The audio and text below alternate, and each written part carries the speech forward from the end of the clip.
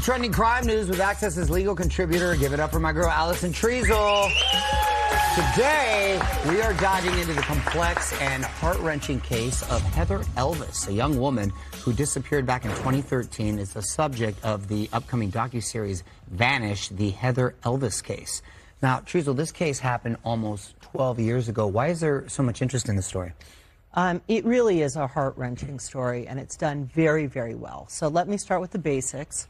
Heather Elvis was 20 years old. She lived in Myrtle Beach, South Carolina, and she goes missing. And it is a story about a gal that gets involved with a married man. She's working as a waitress at a local restaurant, the Tilted Kilt, and she meets this man, Sidney Moore, who is married. He's working maintenance at the restaurant, and they date for about 6 months, and she falls in love with him. And in mid-December of 2013, she goes missing. And eventually, Sidney Moore and his wife are arrested in connection to her disappearance. Whoa, so what? But why is her disappearance such a big story, do you feel? Well, first of all, the facts and the husband and wife, Sidney and Tammy Moore, play an integral role in her disappearance, and they also really shock the conscience in their behavior while the case is being investigated.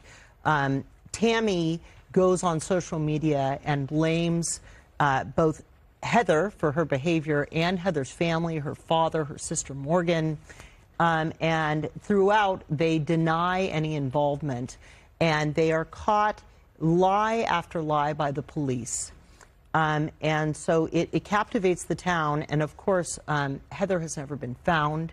There has always been an ongoing campaign to find her and seek justice for her. But these two, their behavior just shocks the conscience. What were the initial suspicions or the evidence that led to the arrest? So pretty immediately, police learn that Heather is having an affair with Sidney. And they question Sidney, they get phone records, they learn that a phone call was made from a payphone near where the car is eventually found, Heather's car is eventually found. They look at her records, they see where the phone is pinged, and when they ask Sidney about the payphone, he says they still have payphones. He denies it. They say, well, we have surveillance that shows you at the payphone. He does admit it. And as police are working through the case and putting it together, they basically are able to track Heather's location, and she's last found at this Peachtree Landing, and they are able to sort of trace the Moore's car, their truck, to that location. Wow. So what happened exactly on the night of Heather's disappearance? So Heather goes on a date. She returns back to her apartment at about 1:15 in the morning. She calls her roommate, Brianna, to talk about the date. She explains to Brianna that she has gotten a phone call from Sidney from the payphone, and that he has said, I want to get back together with you. I'm leaving my wife. Brianna, in the docuseries, Brianna says, I told her not to go and see him. She wanted to see him. She wanted to continue this relationship. Right. So Heather does go and meet him. Huh. And the phone records throughout are what substantiates this.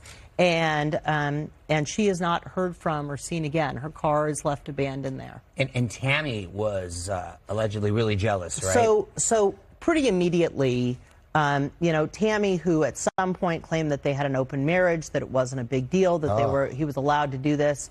The most shocking part to me of this docuseries is when Sidney says, oh, my wife was so upset about it, she had me tattoo her name on my abdomen.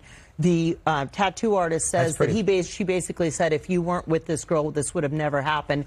And then get this, Tammy, according to Sidney, handcuffs her to the bed every night. So Tammy handcuffs Sidney to the bed every night so that he doesn't leave. That's next level jealousy right there. Yes, it is. And that's a substantial tattoo. Yes, yes, it is. So what were the charges against them? They were both charged with kidnapping. Sidney was also charged with obstruction of justice, but ultimately they get convicted in separate trials of the kidnapping. Now, they weren't charged with murder? No, because a body has never been found. And in these cases, it's very difficult to say there's no body here. A jury could say, well, there hasn't been a murder. So the prosecution slimmed down the case, charged them with kidnapping. What was their demeanor in court? Tammy testified, and she ended up being the best witness for the prosecution, horrible for the defense. She was cold. She was arrogant. She called the prosecutor by her first name. And one of the most shocking things that she did is she said, nobody wants to find Heather Elvis more than I do, despite the fact that Heather's family sat there and listened to this testimony. She didn't do herself any favors. And clearly, the jury didn't believe her because they convicted her real quickly. Morgan, I believe, always, of course, was a strong advocate for Heather. Tell us about her. So Morgan, her sister, has been a fierce advocate for her. They attended all of the court appearances. She also has fought for justice in social media, kept her memory alive. You know, there's always been an ongoing search for her body. And she has been a real advocate now for missing people. Well, let's not go anywhere, because next, Heather Elvis' sister Morgan and her brother Chris are going to be here when we come back. Welcome back to Access Daily. Vanished is a new docuseries about the 2013 disappearance of 20-year-old Heather Elvis. Heather's sister Morgan has been a longtime advocate for her sister, and she joins us now along with her brother Chris, who has never spoken publicly about Heather before. Welcome you both. Thank you so much for coming. What are your memories of Heather? Man, she was just so full of life. I'd say she was one of my best friends before all this happened. Constantly heckling me on social media, always posting, sending me pictures of her face. I have a lot of really great memories of her. Y'all were close. Yeah. I think we all were. I always like to say, for myself at least, there was always a time before Heather and a time after Heather for everyone in my family, but by the time I was born, she was already here. So my whole life was just her. So we were the closest of siblings. We had a lot of fighting, as siblings do, a lot of bickering, but she was my greatest support system and an inspiration for me. For sure, I followed in her footsteps on a lot of things. So, obviously, this is the unthinkable. But how did her disappearance affect both of you? It affected me a little bit differently. So I was in Ohio at the time, and I got the phone call from my dad saying they had found her car. And I had this immediate feeling in my gut. I was like, something bad's happened. So I'm picking up my phone, I'm calling her, it's going straight to voicemail. Get to work. And I had to leave work. I became too emotional to be there. And so it was rough. For the first couple of weeks, I kind of shut myself in, and I didn't talk much to anybody. I confided in my dad a little bit. And then after those 2 weeks, I kind of just pulled myself back out of like the rut that I was in and moved back forward, going back to work. And you know, it was rough. Well, I could see that it's still rough, Chris. Why did you decide that now is the time to speak about Heather? I had, something recently kind of traumatic happened in my life, and I decided that whenever that happened, that I didn't want to have this like victim mindset anymore. And also, I knew that Morgan was going to be coming out and potentially doing stuff by herself, and I was like, I want to be there for my sister. I'm going to be there for my family. And I didn't feel like that it was fair that I got to spend so much time so far away from it and so far removed from the situation that, I didn't get the same backlash that they got. Did you all know at the time that she was having an affair with Sydney Moore? Was he even on your radar?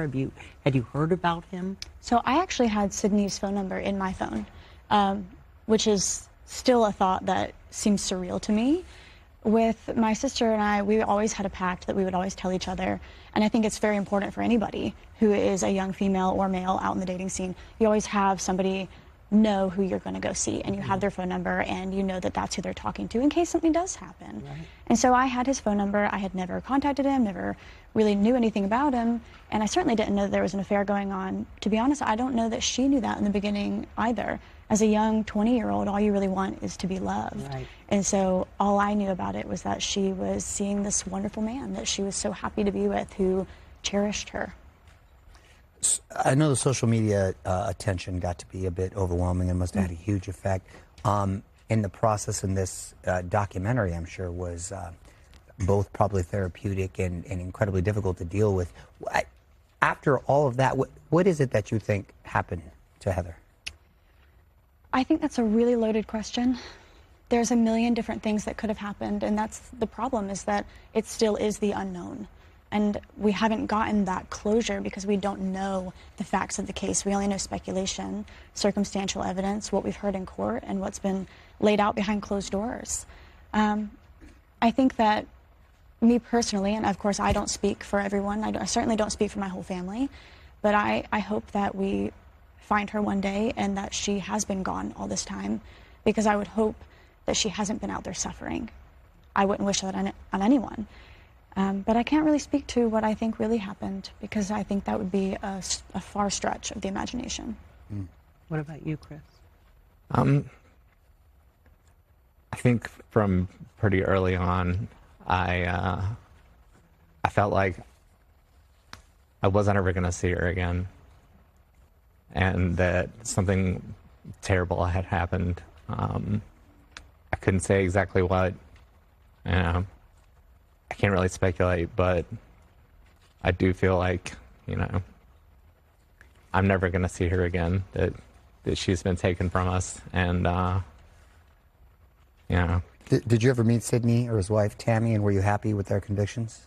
I didn't ever meet either one of them, and I was happy with their convictions. It brought a little bit of peace to know that they were going to be, behind bars for a while. Would anything change for you if her body was found? Would there be more closure? Would that close this chapter, or would it always haunt you? For me, finding her wouldn't change anything, because like Chris said, she was taken from us and nothing will ever give her back. The damage has been done. And I think there's a lot of misunderstanding there, where people think that a conviction or a found person is the closing of a case, but it's not. Because a family has been broken and a community has been shattered. And those are the hard realities that we have to live with, is that even when we find someone, even when we can lay them to rest, the pain prolongs. But I did hear you say that you have forgiven them. And is that more for yourself, that you have actually forgiven Tammy and Sidney? Absolutely. In my victim impact statement when I was about 17, I looked Sidney in the face in the courtroom, and I made sure that he knew that I do forgive them. And I think it's twofold. One, I don't know them as people well enough to judge them based solely off the worst thing that they ever did. And so I can't say as a human being that I hate them or that I hold any animosity towards them as human beings. But also, in a world that continues to take from you, and that has already taken so much from my family, and I've watched them just suffer at the hands of, forgiving them allows me to say, you can't have any more. It allows me to not live my days full of anger and resentment and hatred. And I get an opportunity to continue to live my life and to take Heather's story and be that voice and talk about all the good that can come out of this and not the bad that is keeping me from living my life. What about you, Chris? Yeah, how does it make you feel to hear her say that? I'm okay with it. I understand where she's coming from, and, I haven't forgiven them, but that doesn't mean that, my sister's not allowed to have her own opinion and to forgive them and feel the way that she feels. And I fully support the way that she feels. And, I think that that's really big, like a really big step on her part. It's bigger than I can do. And I think that's an important thing, too, is that forgiveness is a choice that you have to actively make every day. And sometimes that's hard for me to make. And I've been making it every day for years. And so even if he never gets to the point of forgiveness, or people at home or my parents never get to the point of forgiveness, that's okay too, because people heal in different ways. Wow, yeah, that's a very mature approach. What would you say to people out there who are maybe questioning or who are concerned of why you're here today to speak about your sister Heather? I just want people to know that, you know, I'm here to advocate on her behalf because she can't speak for herself, so someone else has to. And my sister's been doing that for the past decade. I haven't really been part of that, so I thought that, you know, now was a good time to you know, put myself out there and bring myself into the fold, I guess. Morgan, I have to say, in watching this documentary, you so eloquently, with such poise, really, you are your sister's voice, and you did a beautiful job sharing the joys and what kind of person she was, and it really is very moving. Thank you. I appreciate that. Well, I appreciate you guys taking the time to be here today. Thank you so much. Morgan and Chris, Vanished, the Heather Elvis case airs on Prime, Apple TV Plus, and YouTube March 10th. We'll be right back.